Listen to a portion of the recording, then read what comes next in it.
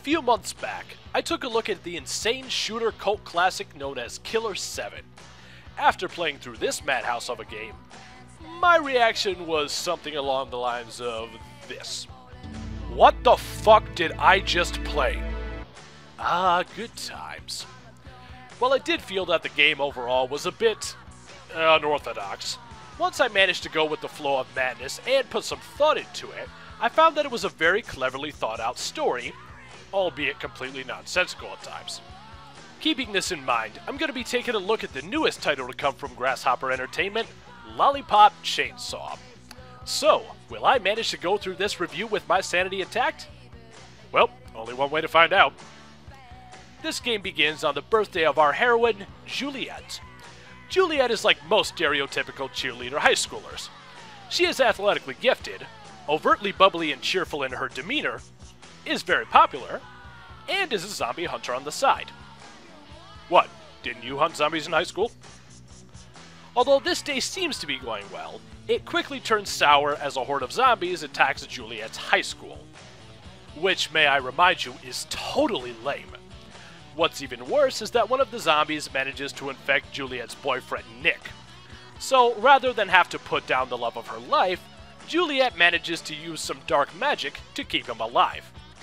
Unfortunately, the only part of Nick that hasn't been infected by the zombie virus was his head. Naturally, he isn't too keen on the idea of just being a head, but hey, I guess it beats the alternative. After fighting through the school and meeting up with her sensei, Juliet finds out the cause of the sudden zombie invasion. As it turns out, someone has managed to breach the barrier between Earthrealm and Shadow Realm. Oh wait, that's Mortal Kombat. It still applies here. Due to the breach of this barrier, zombies are being created on Earth. What's even worse is that if someone manages to permanently keep this barrier open, the world will be flooded with zombies, and there won't be a damn thing our heroes can do about it. So it's up to Juliet, her disembodied boyfriend, and her zombie hunting family to find 4 Dark Lords causing this chaos and take them down, all while looking fabulous. As I'm sure you've noticed, this is a general fighting game mixed with zombies. No, I know what you're thinking, but this game is much different from Dead Rising. As you go through levels, chopping up masses of undead on the way, you will manage to pick up tokens. The number of these are increased by killing multiple foes at once, killing harder foes, and of course destroying objects in your way. These tokens can then be used at shops to buy upgrades for combat, new combos to pull off, new clothes to wear, and even platinum tokens, which are used to unlock special items. But as previously mentioned, Juliet isn't alone in her quest, and due to the nature of magically resurrecting him, Nick has some nifty powers in order to help her out. If you manage to find a Nick token, or just buy one, you get to play Nick Roulette, which allows you to use a special ability from his head. These abilities vary from dropping tokens and lollipops, the form of health in this game, to spinning his head around you to create a tornado barrier. Along with this, Nick's head can also be placed on decapitated zombies in order to breach unreachable areas. But there's much more to the combat than even this. There are times when you will pole dance to keep zombies at bay, charge up your chainsaw to fly through the air, unlock a sort of grenade launcher, play basketball with zombies' heads, and even fight a boss which forces you to avoid every letter of the word cocksucker as he hurls it at you.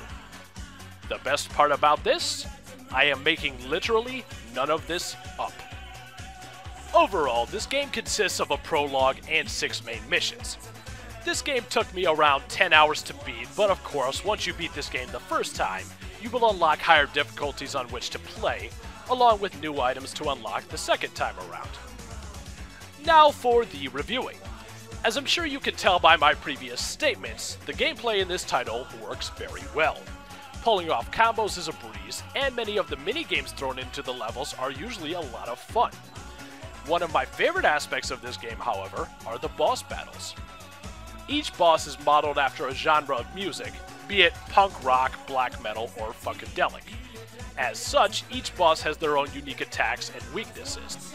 In fact, for all of these bosses, you will have to take them down multiple times as they will change their form during a battle. Now, to be fair, I don't recall any of these bosses actually killing me, and if you have a brain in your head, it isn't too hard to figure out how to defeat them, but I'd say there is a lot of fun to be had here. Despite the fun, however, there are a few issues worth mentioning. Firstly, there are times when you have no control of the camera. While this never managed to get me killed, I find it rather annoying to be in control of the camera 9/10 of the time, only to have it taken away from me in certain segments. Speaking of the camera, that's another issue in and of itself. The general control of the camera at times can be a bit sluggish. Now, once again, this never managed to get me killed, but it is a bit out of place in a game with fast-paced combat. The only other problem with the gameplay I encountered was a glitch. Of course, I'm sure this will be fixed in the near future, but there are times, after completing a QuickTime event, in which Juliet can't move. This, unlike the other issues, can and will get you killed. As for the graphics, I have nothing negative to say. The main characters all have a unique look to them, and even the zombies show a good amount of variety. Not to mention, there is a theme to the zombies in each level. Heck, the game even manages to keep a comic book style throughout without looking too cartoonish. This, as you may or may not know, is no easy feat.